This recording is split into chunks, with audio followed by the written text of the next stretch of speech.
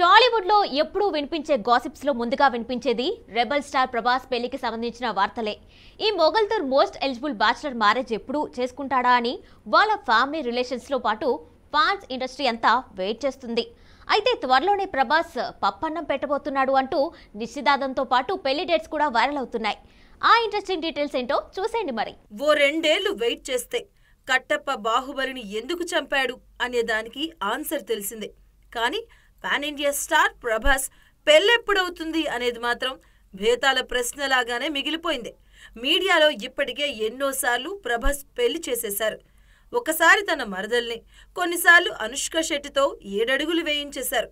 అయితే ఇప్పుడు వినిపిస్తున్న వార్తల ప్రకారం ఈసారి డార్లింగ్ వేర్ ఇస్ ది తాలి అని బిల్లా మూవీ సాంగ్లో అనుష్కతో ఆడిపాడినట్లే రియల్ లైఫ్లోనూ ఆ పెళ్లి బంధంతో ఓ ఇంటివాడు కాబోతున్నాడు అనేది కన్ఫర్మ్ అని తెలుస్తోంది.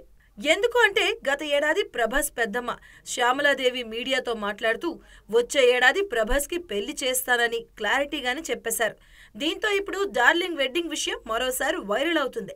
అంతేకాదు మార్చి 17న ఎంగేజ్మెంట్, ఏప్రిల్ 21న మ్యారేజ్ జరుగుతోందని కూడా అంటున్నారు.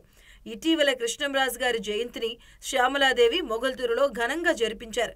ఈ సందర్భంగా అక్కడ స్థానికులు, బంధువులు ప్రభాస్ వివాహం గురించి అడిగారని, శ్యామలాదేవి ఈ సంవత్సరంలోనే బాబు పెళ్ళవుతుందని చెప్పారని న్యూస్ చక్కర్లు కొడుతుంది.